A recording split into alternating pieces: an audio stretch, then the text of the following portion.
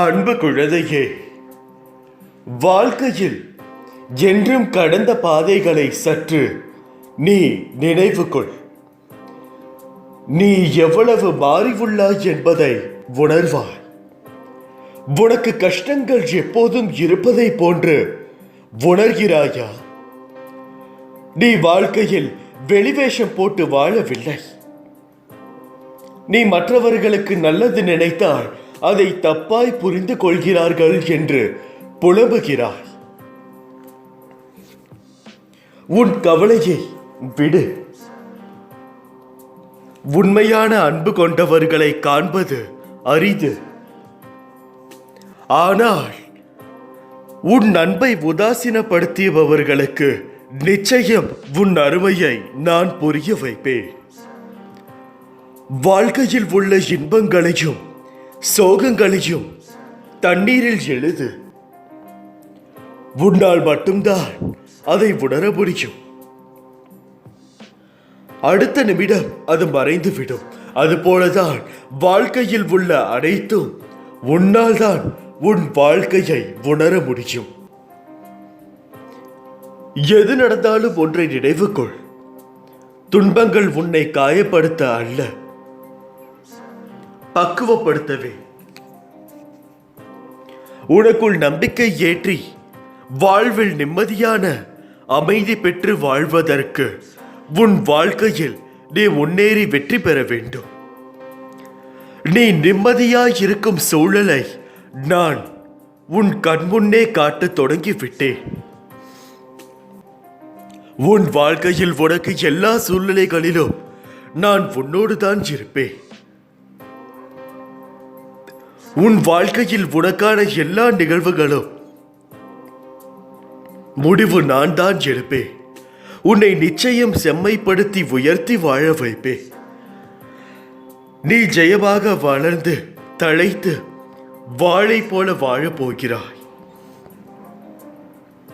உனக்காக என்றும் நான் இருப்பேன் என்பதில் நீ மனதில் வைக்க வேண்டும். உன் வாழ்வில் விரைவில் அற்புதம் நிகழ்த்துவேன். எவ்வளவு வேதனை, எவ்வளவு துயரங்கள் இதில் இருந்து மீண்டு வந்திருக்கிறாய். உன்னை கைவிடுவேனா? இனி நடக்கப் போவதை பார்த்து நீ வியக்கத்தான் போகிறாய் என்று சொல்ல வேண்டும்.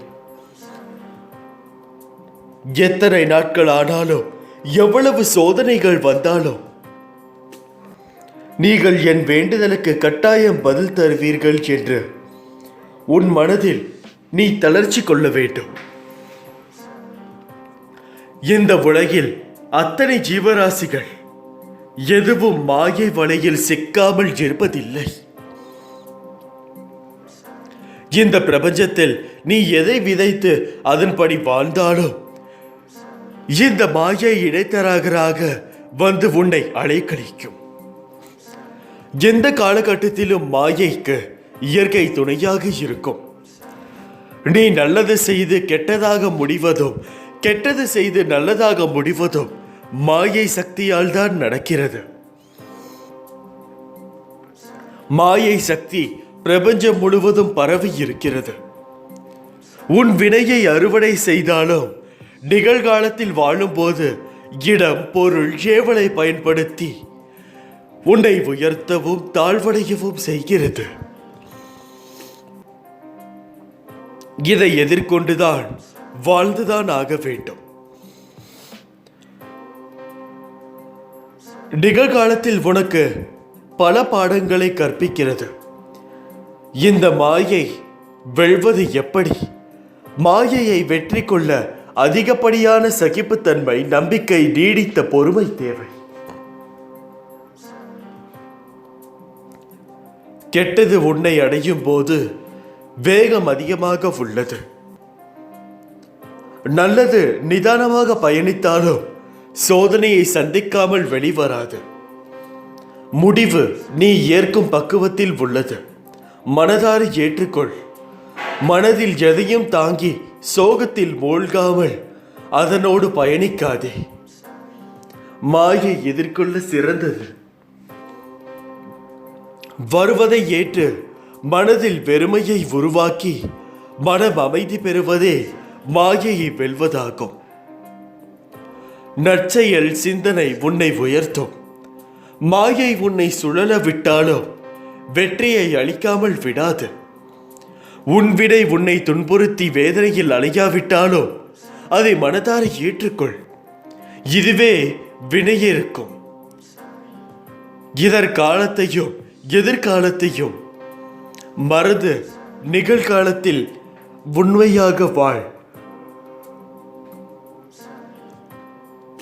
நீ செய்த செயலை நினைத்து அதில் தவறான செயல் இருப்பதை அறிந்து அது மீண்டும் வராமல் பார்த்துக்கொள். தவறு செய்வது இயல்பு, ஆனால் அதை மீண்டும் செய்யாமல் பார்த்துக்கொள். பிறர் உன்னால் படும் வேதனையை உனக்கு வினையாக தொடர்ந்து மாயையில் சிக்க வைக்கும். பொறுமை நிதானம் அவசியம் தேவை. இதைவிட மிக பெரியது சகிப்புத்தன்மை. சகிப்புத்தன்மை கொண்டவன் மாயை வென்று விடுகிறான் என்பதை நினைவில் வைத்துக்கொள். பயணத்தை இனிமையாக்கி மாயையை வெற்றி கொள். வெற்றி உனக்கு மட்டும்தான். உன் மனதில் நான் இருக்கிறேன். நீ தவறு செய்தாயோ இல்லையோ, பாவம் செய்தாயோ இல்லையோ, நீ நல்லவனோ கெட்டவனோ என்பது எனது நாமத்தை உனது நாவில் உச்சரித்தாயோ அக்கணமே உனது நான் என்ற சொல் உனக்கு வாழ்க்கையில் அனைத்து ஏற்றத்தையும் கொடுத்து உன்னை உயர்த்துவேன். வெவ்வேறு தெய்வங்களுக்கும் ஆன்மீக குருக்களுக்கும் மரியாதை செலுத்துவது என்பது நல்லது. ஆனால் எல்லா ஞானிகளும் கூறியுள்ளபடி நம்பிக்கை என்பது இறுதியில் ஒன்றின் மீதுதான் இருக்க வேண்டும். ஆன்மீக வளர்ச்சி பயணத்தில் ஒருவர் தம் குருவை தனக்குள்ளேயே தேட வேண்டும். பாபா தமக்குள் உறுதியாக நிலைநிறுத்திவிட்டு விட்டால் வேறெங்கு செல்வது என்ற கேள்வி ஏன் வரப்போகிறது? வெவ்வேறு காரணங்களுக்காக வெவ்வேறு தேவதைகள் பின்னால் ஓடுவதையும் வெவ்வேறு கோயில்களுக்கு அலைவதையும் விடுத்து பாபா ஒருவரையே உறுதியாக பற்றி கொள்ளுங்கள். தனது பக்தனை எந்த சூழ்நிலையிலும் காத்தருளக்கூடியவர் பாபா. பாபாவின் வழி நடத்துதலை வார்த்தைகளால் விவரிக்க முடியாது. அதை உணர மட்டுமே முடியும். பாபாவிடம் நம்மை முழுமையாக அர்ப்பணித்து எந்நிலையிலும் பாபா நாமம் ஜெபித்து வாழ்ந்தோமே ஆனால் நம்மை சூழ்ந்துள்ள அனைத்து பிரச்சனைகளுக்கும் நம்மை விட்டு விலகி அது வேறெங்கோ செல்வது நம் அனுபவத்தில் உணர முடியும். இதை நீங்கள் நினைவில் நிறுத்தி முழுமையாக உங்கள் வாழ்க்கையில் மேற்கொண்டாலே உங்களுக்கு அனைத்து ஜெயமும் உண்டாகும். யாரெல்லாம் நம்மோடு இருப்பார்கள் விலகுவார்கள் என்று காலம் முடிவு செய்வதில்லை. அவர்களின் வார்த்தையும் நடத்தையையும் தான் முடிவு செய்கிறது. ஆகையால் ஒருவர் உங்களிடம் என்ன எதிர்பார்க்கிறார்கள் என்பதை தீர்க்கமாக யோசியுங்கள். அப்படி யோசித்தால் மட்டுமே மற்றவர்கள் உங்களை என்ன யோசிக்கிறார்கள் என்று புரிந்து கொள்ள முடியும். அதற்கு ஏற்றவாறு நீங்கள் நடந்து கொள்ள வேண்டும். ஏனென்றால் பிறருடைய எதிர்பார்ப்புகளை பூர்த்திப்படுத்தினாலே இந்த உலகத்தில் உள்ள குடும்பத்தில் பாதி பிரச்சனைகள் தீரும். ஆகையால் அதை நீங்கள் முழு மனதுடன் நினைவில் வைத்து செயல்படுத்த தொடங்குங்கள். வெற்றி உங்களுக்கு மட்டும்தான் கிடைக்கும். என்னுடைய குழந்தைகள் அனைவருக்கும் ஒரு வெற்றி நிச்சயமானது. அது என்னவென்றால், தன்னுடைய வாழ்க்கையில் அவருடைய பிரச்சனையை முடித்து எப்போது முழுமையான ஒரு வெற்றியை அடைகிறானோ அப்போது அவர் என்னுடைய வார்த்தைகளையும் சொற்களையும் முழுமையாக கேட்டுள்ளான் என்பது அர்த்தம். உன்னை புரிந்து கொள்ளாதவர்களுக்கு மத்தியில் நீ வாழ்கிறாய். அவர்கள் வெளியில் நடிப்பவர்களை உண்மை என நம்பும் மனிதர்கள். ஆனால் அவர்களிடம் உண்மையான அன்பும் பாசமும் இருப்பினும் அதை ஒரு நாளும் வெளியில் காட்ட மாட்டார்கள். வெளியில் தெரியும் வண்ணம் அவர்கள் இருக்க மாட்டார்கள். அப்படி வேஷம் போடுபவர்களை நம்புகிற அவர்கள்தான் பாவம். அப்படி இருப்பவர்களை குறை சொல்லாதே. உனக்கு ஒரு விஷயம் பிடிக்கவில்லை என்றால் அதை விட்டு அகன்று அதை யோசிக்காமல் வாழ கற்றுக்கொள். உன் வாழ்க்கையில் உன் அன்புக்கு தகுதியானவர்களை நான் அனுப்புவேன். அதுவரை நீ பொறுமையாக இரு. அதற்குள் உன்னிடம் அன்பு காட்ட யாருமே இல்லை என புலம்பாதே. ஏனென்றால் உனக்கு நல்லது நடந்தால் அது உனக்கு சந்தோஷத்தை கொடுக்கும். இதையே நீ மற்றவர்களுக்கு நல்லதாய் நினைத்துப் பார். நிச்சயமாக வாழ்க்கையில் ஒரு பெரு நிகழ்ச்சி நடக்கும். அப்படிதான் இங்குள்ள அனைவரும் தன்னுடைய வாழ்க்கையை எப்படி எடுத்து செல்வது என்று தெரியாமல் தானே தன்னுடைய வாழ்க்கையை விதிவிலக்காக்கிக் கொள்கிறார்கள். உன் வாழ்க்கையே அழகாகும். உன் வாழ்க்கையே நிறைவடையும். வாழ்க்கையில் உன் நிம்மதி காற்று வீசும். ஏனென்றால் நிம்மதி என்ற வார்த்தைக்கு உன் வாழ்க்கையில் அர்த்தம் தெரியாதது போல் ஏகப்பட்ட பிரச்சனைகளை நீ சந்தித்து விட்டாய்.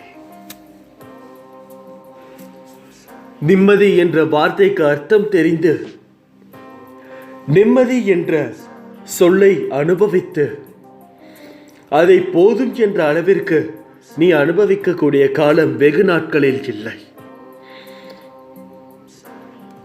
சாய்பாபா வாழ்ந்த போது அவரை நேரில் பார்த்து ஆசி பெறும் பாக்கியம் நமக்கு கிடைக்கவில்லை. அதற்காக கவலைப்பட வேண்டியது இல்லை. ஷீரடி சாய்பாபாவின் வாழ்க்கை வரலாற்றை சொல்லும் சாய் சச்சரிதம் நூலை பாராயணம் செய்தாலே பாபாவின் நேரடி அருள் நமக்கு கிடைக்கும். யாரொருவர் ஸ்ரீ சாயி சச்சரிதத்தை ஆத்மார்த்தமாக மனதுக்குள் உள்வாங்கி படிக்கிறாரோ அவரது ஆத்ம பலம் பெறும். அதாவது ஆத்மா பலம் பெறும். பாபாவுடனே வாழ்வது போன்ற நிலைக்கு அது அவரை உயர்த்தும். ஸ்ரீ சாயி சச்சரிதை ஓரிரு நாட்களில் படிக்கக்கூடாது. அவசரமாகவும் படிக்கக்கூடாது. நிதானமாக 7 நாட்களுக்கு படித்து முடிக்க வேண்டும். அது பாபா மூலம் நிறைவான பலன்களை தரும். ஏதாவது ஒரு வியாழக்கிழமை பாபாவை வழிபட்டு ஸ்ரீ சாயி சச்சரிதத்தை வாசிக்க தொடங்குங்கள். ஏனென்றால் சச்சரிதை படிக்கும் போது நான் உங்களுடனேயே உங்களுக்குள்ளேயே நான் என்னுடைய வாழ்க்கையை வாழ்ந்து காட்டுகிறேன். இதை புரிந்து கொள்பவர்கள் நிச்சயமாக படிப்பார்கள் என்ற நம்பிக்கை எனக்கு உள்ளது. அதை படிக்க சொன்னால் என்னுடைய குழந்தைகளில் சில பேர் எனக்கு நேரம் இல்லை என்று கூறுவார்கள்.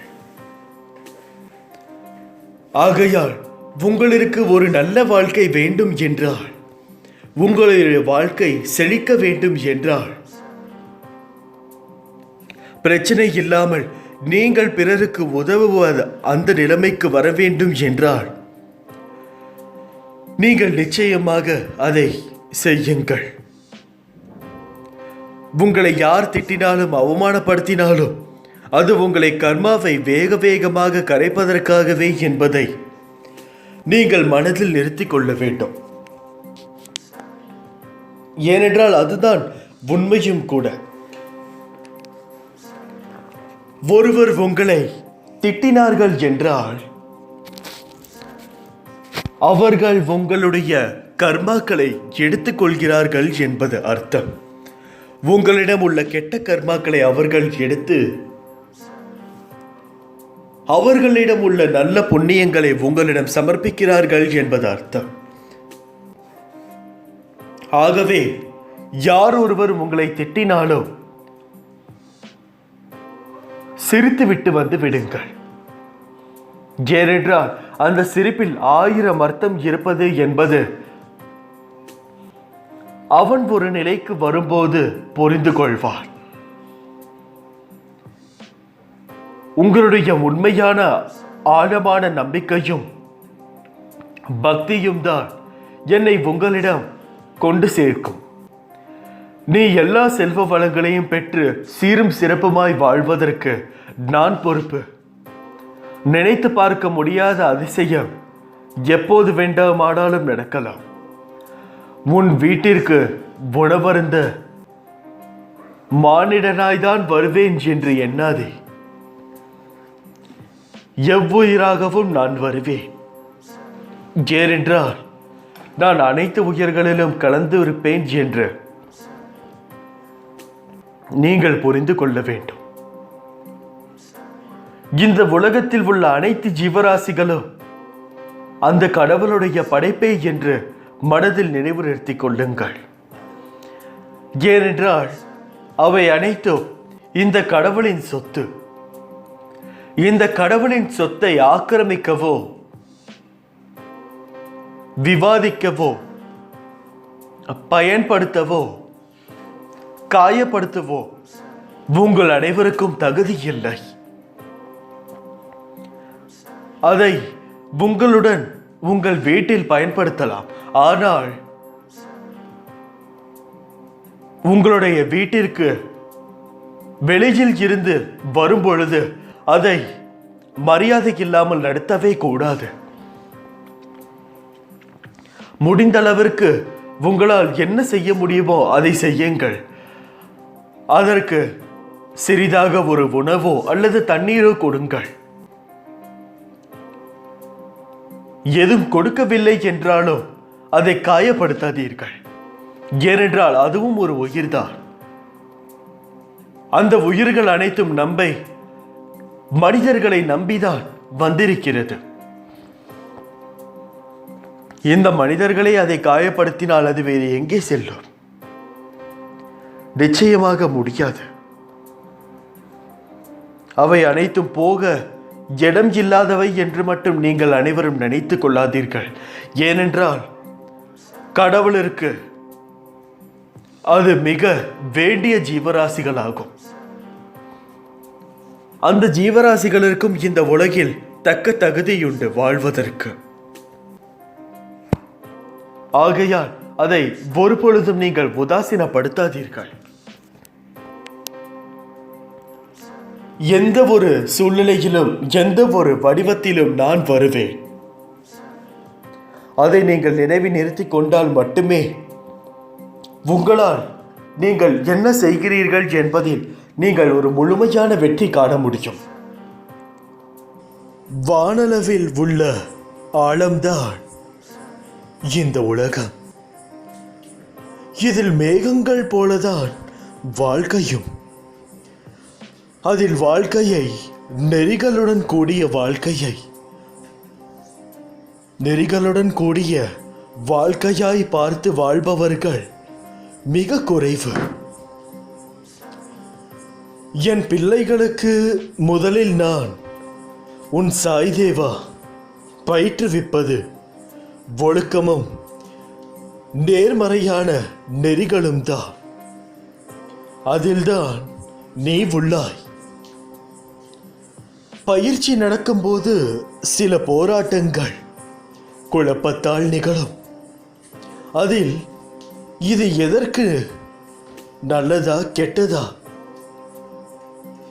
என குழம்பி முடிவெடுக்க முடியாமல் போகும் தருணம் என எல்லாம் வரலாம். அப்படி வரவில்லை என்றால்தான் பயிற்சியின் முறைகள் சரியில்லை. பயிற்சியில் தோல்விகள் வெற்றிகள் என இரு முனைகளும் இருக்கும். அதில் நீ வெற்றிக்காக போராடு. தோல்வி ஏற்படுகிறது என்றால் உன் சாய் தேவா பெரிய வெற்றிக்கான கதவை அந்த தோல்வியில் வைத்து சாவியாக உனக்கு அனுப்புவேன் என்ற உண்மையை உணர்ந்து கொள். தோல்வி எதிர்நோக்குபவர்கள் சாதனையாளர்கள் என்பதை மனதில் வைத்து என் மேல் நம்பிக்கை வைத்து பொறுமையுடன் காத்துக்கொண்டு இரு. விரைவில் ஒரு நல்ல செய்தி உன்னுடைய செவிக்கு வரும். போராட்டத்தை கண்டு பயப்பட வேண்டாம். நீ வேண்டியதை விட உனக்கு சிறப்பான ஒரு விஷயம் உன்னை தேடி வரும். சோதனை இன்றி வாழ இது ஒன்றும் சொர்க்கம் அல்ல. கொஞ்சம் பொறுமையாயிரு. முடிவில்லா மகிழ்ச்சி மறுமையில் காத்திருக்கிறது. நிராகரிப்புகளை கண்டு மனம் தளராதே. உன்னை யாராவது தூக்கி எறிகிறார்கள் என்றால் இறைவன் உன்னை மேலே தூக்கி விடுகிறான் என்று அர்த்தம். எல்லாரும் உன்னை விட்டு விலகும் போது நான் உங்கள் வாழ்க்கையில் நுழைவேன்.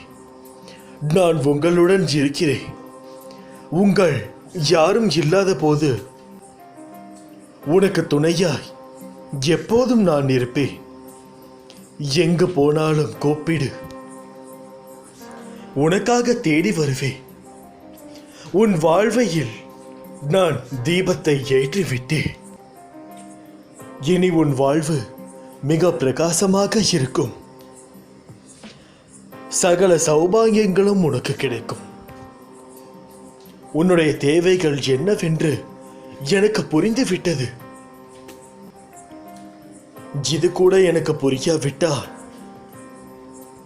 நான் எப்படி உன் தந்தையாக இருக்க முடியும்? அனைத்திற்கும் சற்று நேரம்தான் நான் கேட்கிறேன். அந்த நேரத்தை மட்டும் நீ எனக்காக கொடுத்து விட்டால் நிச்சயமாக என்னால் செய்ய முடியும். எனது அருளால் இன்றோடு உன் துன்பங்கள் விலகி உனது வேண்டுதல்கள் நிறைவேறி உனது குடும்பம் தொழில் நீ நினைத்ததை விட நல்லபடியாக நடக்கும். உன்னை தேடி ஒரு செய்தி வரும் பொழுது நீ அதற்காக எந்த ஒரு விஷயத்தையும் செய்யாமல் இருக்கக்கூடாது. வாழ்க்கையில் நீ கேட்ட மாற்றங்கள் கிடைக்கும். உனக்கான நேரமோ தொடங்கி விட்டது. நீ மேன்மேலும் வளர்ந்து வளர்ச்சி அடைய போகிறாய். எதற்காக யாரும் இல்லை என்று கவலைப்பட்டு கொண்டிருக்கிறாய்? அப்பா என்று கூப்பிட்டால் நான் வருவேன். எந்த ஒரு விஷயமும் என் கண்முன்னேதான் நடக்கிறது. ஒவ்வொன்றையும் நான் தீர்க்கமாக கவனித்துக் கொண்டு இருக்கிறேன் என்பதை உன் மனதில் நிலைநிறுத்து. யாருக்காகவும் எந்த இடத்திலும் நீ கவலைப்படு. ஏனென்றால் இந்த உலகத்தில் உள்ள அனைத்து ஜீவராசிகளுக்கும் தக்க உரிமை இருக்கிறது இந்த உலகத்தில் வாழ. அப்படி இருக்கும் பொழுது உன்னுடைய பிறவி மட்டும்தான் மிகப்பெரிய பிறவி என்று மற்ற உயிர்களை தோற்றுவது மிகவும் தவறான ஒரு விஷயம். ஆக எந்த ஒரு ஜீவராசிகளுக்கும் உன்னை நம்பி வந்தால் அதற்கு முதலில் உணவை வை. பிறகு உன்னுடைய உணவை உண்ணு. ஏனென்றால் எந்த ஒரு ஜீவராசிகள் மூலமாகவும் நான் வருவேன். ஒவ்வொரு ஜீவனும் கர்மாவின் பலனை, ஊழ்வினை பயனை அனுபவித்தே ஆக வேண்டும். இது இயற்கையின் விதி. யாராலும் என்ன செய்தாலும் தான் கல்லில் அடிபடதான் வேண்டும் என்றால் அடிபட்டுதான் தீர்வாய். என்ன, நான் உன் கூட இருக்கிறேன். ஆகையால் அது பெரிய கல்லானது சிறிய கல்லாக மாற்றி விடுவேன். ஆக அந்த நாளில் இருக்கக்கூடிய சூட்சமம் என்னவென்றால், கல்லில் அடைப்பட்டு இரத்தம் வர வேண்டும். அது பெரிதா சிறிதா என்பது இல்லை. ஆனால் என் குழந்தைக்காக அந்த பெரிய கல்லை என் கையால் மூடி சிறு கல்லாக்கி உன்னுடைய சுண்டு விரலில் இரத்தம் துளியாக சொட்டும்படி நான் செய்கிறேன். நீ நடக்கும் பாதையில் முட்கள் இருந்தால் என் கைகளை அதன் மீது வைத்து அதற்கு மேலேதான் உன்னை நடத்தி வர செய்வேனே தவிர ஒரு முள் கூட உன்னுடைய பாதத்தில் குத்த விடமாட்டேன். என் கைகளில் நடப்பதே உனக்கு எவ்வளவு கஷ்டமாக இருந்தால் அனைத்து முட்களையும் தாங்குபவன் நான். எனக்கு எப்படி இருக்கும் என்று யோசித்தாயா? யோசித்தால் நீ அப்படி பேச மாட்டாய். இப்பொழுது கூட உனக்கு என்ன கேள்வி என்றால், அனைத்தும் இனி அப்படியே தான் இருக்கிறது அப்பா என்று கூறுகிறார். வலிக்கிறது குழந்தையே. நீ உன்னுடைய இந்த கேள்வியை வைக்கும் பொழுது இந்த கேள்விகளை கேட்பதற்கு முன், இதற்கு முன் உன் வாழ்க்கை எப்படி இருந்தது, இப்போது எப்படி இருக்கிறது என்பதை சற்று யோசித்து பார். சற்று கூடவா முன்னேறவில்லை? அன்று வீட்டிற்கு முன் உனக்கு எதிரானவர்கள் நின்று கத்த செய்தார்கள். ஆனால் இப்பொழுது நிம்மதியாக இரவு உறக்கம் வருகிறது அல்லவா? இதுவே மிகப்பெரிய சாதனை தானே குழந்தையே. தன்னிடம் இருப்பதை வைத்து எவன் ஒருவன் மிகவும் நிம்மதியாக வாழ்கிறானோ அவனே இந்த பிரபஞ்சத்தின் மிகப்பெரிய பணக்காரன். ஆக இருப்பதை வைத்து நீ என்ன செய்ய வேண்டும் என்று யோசி. ஒரு செயலை செய்ய இது இருந்தால்தான் செய்ய முடியும் என்பதை தவிர்த்து இருப்பதை வைத்து என்ன செயலை செய்ய முடியும் என்று யோசி. எல்லாம் உனக்காகவே தயாரிக்கப்பட்டது, உனக்காகவே கொடுக்கப்பட்டது. அப்படி இருக்கையில் உன்னுடைய எந்த ஒரு செயலும் வீண் போகாது. தைரியமாக முன்னேறி செல். காலை வாரிவிட 100 பேர் இருந்தாலும் கை கொடுக்க ஒருத்தன் இருந்தால் போதும். அந்த 100 பேரும் தூசி தெரியாமல் போய்விடுவார். உனக்கு தேவையெல்லாம் நம்பிக்கையும் பொறுமையும் மட்டும்தான். அதை எவ்வளவு பொறுமைசாலியாக நீ அதை கடைபிடிக்கிறாய் என்பதில்தான் உன்னுடைய மீதி உள்ள வாழ்க்கையே உள்ளது. உனக்கு தெரிந்து இந்த ஜென்மம் மட்டும்தான். ஆனால் உன்னையோ எனக்கு 7 ஜென்மமாக தெரியும். போன ஜென்மத்தில் நீ எவ்வளவு கஷ்டப்பட்டு வாழ்ந்தாய் என்பதும் தெரியும். ஆகையால் இருப்பதை வைத்து நிம்மதியுடன் வாழத் தொடங்கு. இப்படிக்கு உன் சாயப்பா. அல்லாஹ்.